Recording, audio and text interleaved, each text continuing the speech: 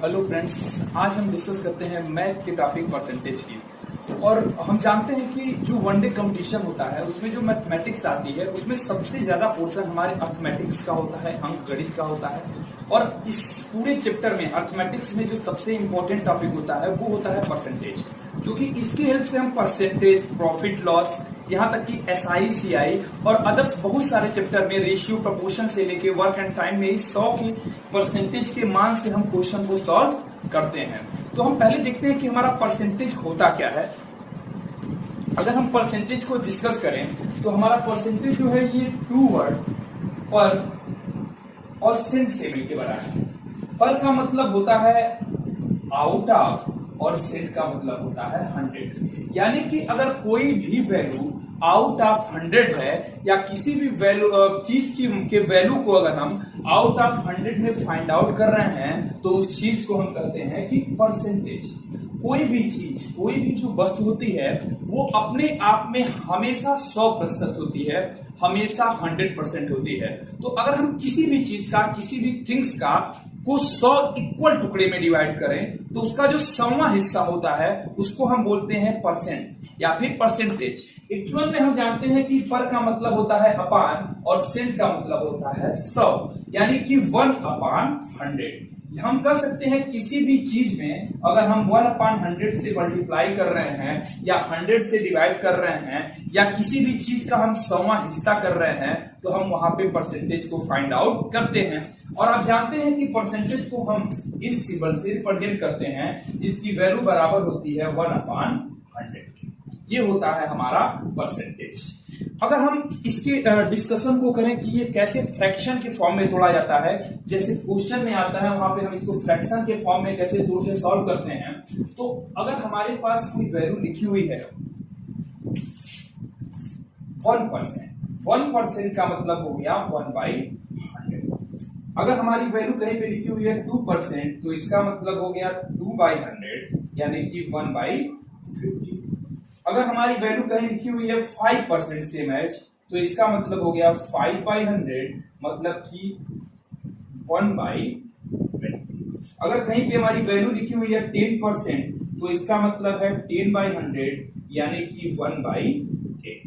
अगर हमारी वैल्यू कहीं पे इसी तरह से सेम फॉर्म में लिखी हुई है 20%, इसका मतलब है 20/100 यानी कि 1/5।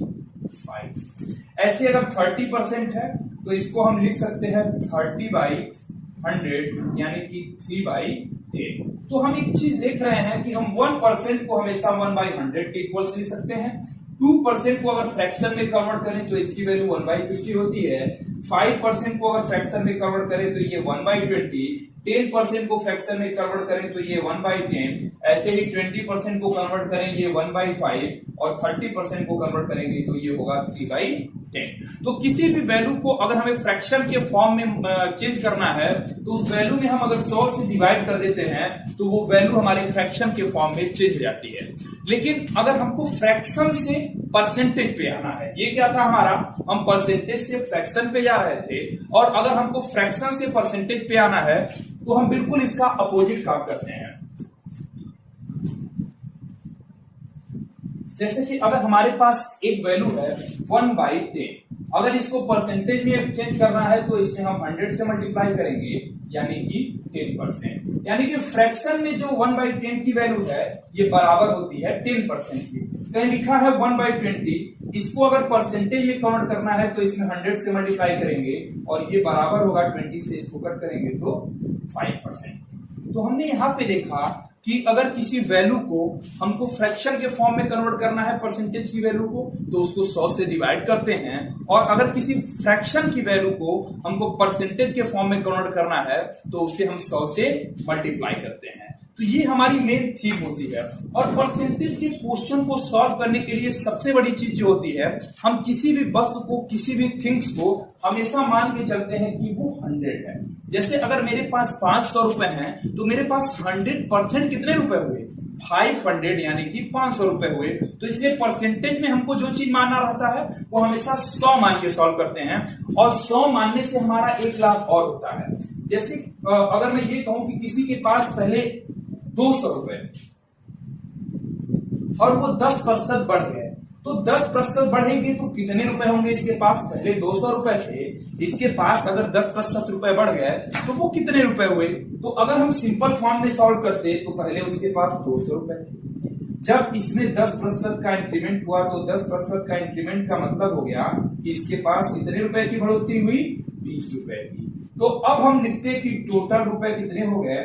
पहले 200 थे, बाद में जब 10% की वृद्धि हुई यानी 20 रुपए बढ़े, टोटल रुपए हो गए 220।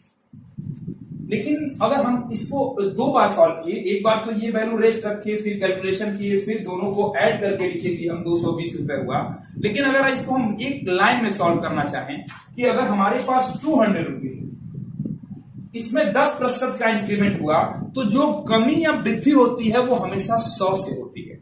अगर बोले कि इसमें 10% का इंक्रीमेंट हुआ तो 100 से जब 10% बढ़ेगा यानी 110 का, तो इसमें हम सिंपल 110 बटा 100 से मल्टीप्लाई करते हैं। हम 110 बटा 100 से मल्टीप्लाई इसमें किए कि पहले हमारी वैल्यू 100% कितनी थी? 200, और इसमें कितने की वृद्धि हुई? 10% की।